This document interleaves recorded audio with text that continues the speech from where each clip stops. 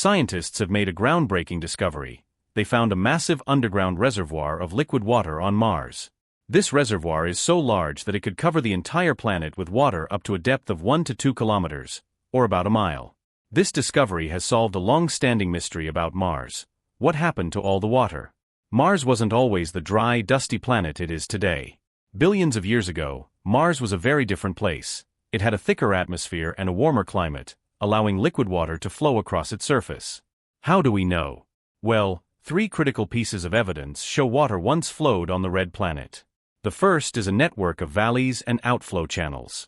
Mars is dotted with features closely resembling river valleys and deltas on Earth.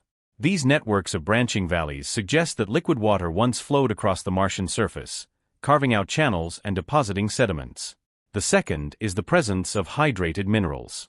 The detection of minerals that only form in the presence of water, such as clays, sulfates, and certain types of salts, provides strong evidence that water once existed on our neighboring planet. These minerals have been found by orbiters like the Mars Reconnaissance Orbiter and by rovers like Curiosity. Finally, Martian rovers have discovered sedimentary rock formations on the planet similar to those formed by water processes on Earth. These layered rocks often show features like crossbedding, which occurs when water flows over a surface, and ripple marks created by moving water. But between 3 to 4 billion years ago, Mars experienced a series of catastrophic events that dramatically altered its history. The trouble began with the collapse of its magnetic field. Unlike Earth, Mars lost its global magnetic field relatively early in its history. This magnetic field, created by a dynamo effect within the planet's molten core, would have shielded the Martian atmosphere from the solar wind, a constant stream of charged particles emitted by the sun. As Mars' core gradually cooled, the dynamo effect weakened, leading to the eventual loss of the magnetic field. With the magnetic field gone, Mars' atmosphere was left vulnerable to the persistent solar wind.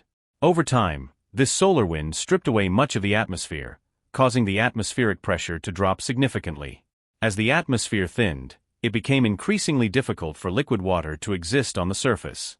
Water that might have once been present in liquid form began to evaporate and escape into space.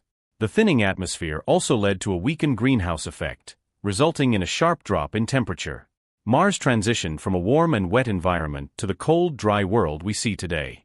As the planet cooled, any remaining liquid water froze, becoming surface ice or permafrost hidden beneath the surface. But something didn't add up. If our theories were correct, even after accounting for the water lost to space, Mars should still have a significant amount of water. The frozen water in the polar ice caps wasn't nearly enough to account for it all. This raised the intriguing question: where is the rest of the water hiding on Mars? And if it still exists, could it potentially support life as we know it?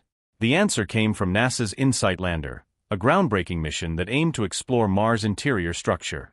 Unlike previous missions focused on surface exploration, InSight was designed to dig deeper, literally and figuratively. Its mission was to investigate Mars' seismic activity, heat flow, and internal composition by looking beneath the crust. Throughout its 4-year mission, InSight detected more than 1,300 Mars quakes. These quakes originated from meteor impacts and rumblings from volcanic areas, all of which produced seismic waves that allowed geophysicists to probe the interior. Hidden within the signals of these seismic waves was a surprising discovery: a large reservoir of liquid water. The technique used to make this discovery is similar to what scientists use on Earth to study our planet's internal structure. By analyzing how seismic waves behave as they travel through different materials, seismologists can infer the properties of those materials. To locate this hidden Martian water, scientists applied a mathematical model of rock physics similar to those used on Earth to map underground aquifers and oil fields. The model revealed that the seismic data was best explained if, deep below the surface of Mars, there existed a layer of fractured rock with its cracks filled with liquid water. These rocks are formed from the cooling and solidification of molten rock material, either magma below the Earth's surface or lava on the Earth's surface. This process occurs in various settings, such as beneath volcanoes or as lava flows after volcanic eruptions. As these rocks cool and solidify, they can develop fractures and cracks. These fractures can create pathways for water to flow through the rock and be stored in the spaces between the cracks. Over time, these cracks can widen due to processes like weathering, allowing even more water to seep in. Though these rocks are not typically the most porous or water-retaining type, they can still hold water under certain conditions. While the discovery is essential in our understanding of Mars's water cycle, this layer is buried at depths between 11.5 and 20 kilometers, or 7 to 13 miles, making it far too deep for future astronauts or our current technology to reach. Even on Earth, drilling to such depths would be an extraordinary challenge. Although the existence of liquid water on Mars doesn't automatically mean that life exists there, it certainly opens up intriguing possibilities. The conditions within this underground reservoir could be similar to environments on Earth where microbial life thrives, such as in deep mines or on the ocean floor. Researchers believe that if habitable conditions exist on Mars, they are likely to be found deep underground. This discovery suggests that understanding the Martian water cycle is crucial not only for grasping the planet's climate evolution, but also for assessing its potential to support life. If life ever existed or still exists on Mars, it might be hidden in these deep underground waters, waiting to be discovered. With the discovery of a massive reservoir of water on Mars, it's easy to imagine the red planet as a potential future home. However, setting foot on Mars is still a distant goal. There are 5 main challenges. One of the biggest hurdles is the sheer distance and the time it takes to get there. On average, Mars is about 225 million kilometers or 140 million miles from Earth. A round-trip mission to Mars would take approximately 18 to 30 months, including traveling to Mars, staying on the planet, and returning to Earth. Astronauts would need enough supplies to last the entire mission. The distance also means that help from Earth would be delayed by minutes, making immediate assistance difficult if any problems arise. The second problem is radiation exposure. Space is filled with harmful cosmic radiation and solar particles that can pose serious health risks to astronauts. On Earth, we're protected from much of this radiation by our planet's magnetic field, but Mars doesn't have a similar shield. This means that during the long journey to Mars and the time spent on its surface, astronauts would be exposed to levels of radiation that could increase their risk of cancer and other health problems. The third is the environment. The red planet has a harsh environment, with surface temperatures that can drop to minus 125 degrees Celsius at night and only rise to about 20 degrees Celsius during the day in the summer. The planet also experiences frequent, often planet-wide dust storms that can last weeks or even months, potentially disrupting solar power generation and damaging equipment. Protecting astronauts and equipment from these extreme conditions is a significant challenge. The fourth is the life support system. Supporting human life on Mars requires reliable systems to provide air, water, and food. Unlike Earth, Mars has a very thin atmosphere made mostly of carbon dioxide, with very little oxygen and almost no accessible water.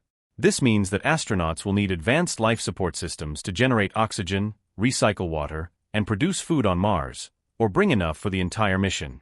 These systems must be extremely dependable because any failure in the harsh Martian environment could be life-threatening.